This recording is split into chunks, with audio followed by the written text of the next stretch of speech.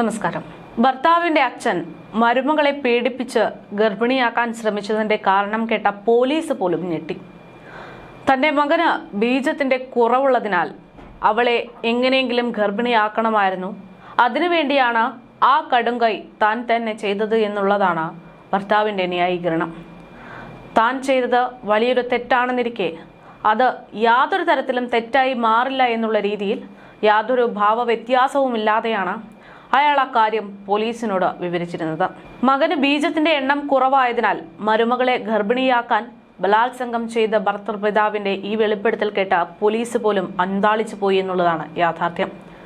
ഭർത്തൃപിതാവിനെ കൂടാതെ അവരുടെ ഭർത്താവിന്റെ സഹോദരി ഭർത്താവും യുവതിയെ ബലാത്സംഗം ചെയ്തതായിട്ടുള്ള പരാതിയാണ് ഇപ്പോൾ പുറത്തു വന്നിരിക്കുന്നത്. ഭർത്താവിന്റെ ഒത്താശയോടെയാണ് ഇത്തരത്തിലുള്ള അതിക്രൂര കൃത്യം നടന്നിരിക്കുന്നത് എന്നുള്ളതാണ് ഏറ്റവും ഞെട്ടിലാക്കുന്ന കാര്യം. ഗുജറാത്തിലെ വഡോദരയിലാണ് ഇത്തരത്തിലൊരു യുവതി ആക്രമിക്കപ്പെട്ടിരിക്കുന്നത്. 2024 ഫെബ്രുവരിയിലാണ് യുവതി വിവാഹിതയായി ഭർത്താവിന്റെ വീട്ടിലേക്ക് എത്തുന്നത്. 40-നോടടുത്തപ്പോഴായിരുന്നു വിവാഹം. അതിനാൽ തന്നെ ഗർഭിണിയാകാൻ ഇവൾക്ക് സാധിക്കുമോ എന്നുള്ള ഒരു ചോദ്യം, സംശയം. അങ്ങനെ ആ കാര്യത്തിൽ ഭർത്തൃവീട്ടുകാർ സംശയം പ്രകടിപ്പിക്കുന്നു. പിന്നീട് വൈദ്യപരിശോധന നടത്തുന്നു.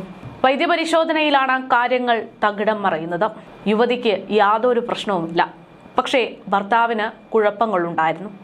ഭർത്താവിന്റെ ബീജസംഖ്യ കുറവായതിനാൽ യുവതി ഗർഭിണിയാകാൻ സമയമെടുക്കും, അല്ലെങ്കിൽ യുവതിക്ക് ഗർഭിണിയാകാൻ പറ്റുമോ എന്നതിൽ സംശയമുണ്ടെന്ന് ഡോക്ടർ സ്ഥിരീകരിച്ചു.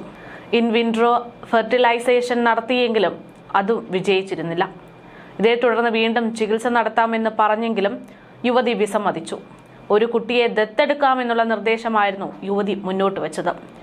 പക്ഷേ അതിന് ഭർത്താവിനോ വീട്ടുകാർക്കോ താല്പര്യമുണ്ടായിരുന്നില്ല.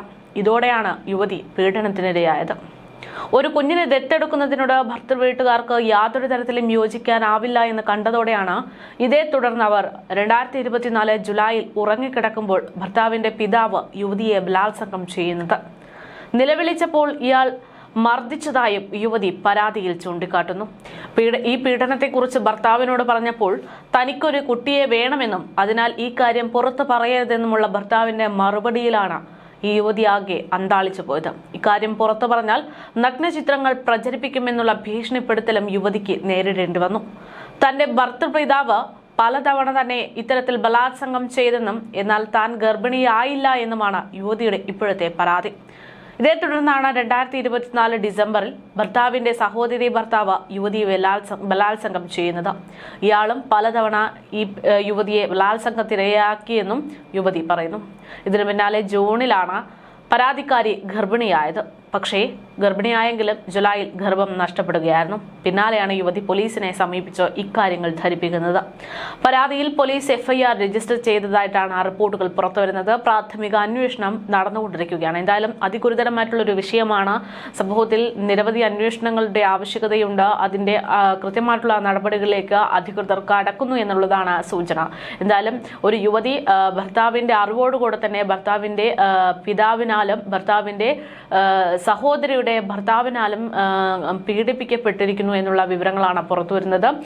യുവതിയുടെ ഭർത്താവിന് ബീജ ഉൽപാദനം കുറവാണ് എന്നതിനാൽ യുവതി ഗർഭിണിയാകുമോ എന്നുള്ളൊരു സംശയമുണ്ടായിരുന്നു. അതിന്റെ ഒരു മാർഗം, അത് പരിഹരിക്കാനുള്ള ഒരു മാർഗം, സ്വന്തം ചോരയിൽ തന്നെ ഒരു കുഞ്ഞ് വേണം എന്നുള്ളൊരു ഇതിന്റെ അടിസ്ഥാനത്തിലാണ് ഇത്തരമൊരു പീഡനം നടത്തിയതെന്നാണ് ഇയാൾ പറയുന്നത് എന്നാണ് വിവരം. എന്തായാലും കൂടുതൽ അന്വേഷണങ്ങൾ നടന്നു വരികയാണ്.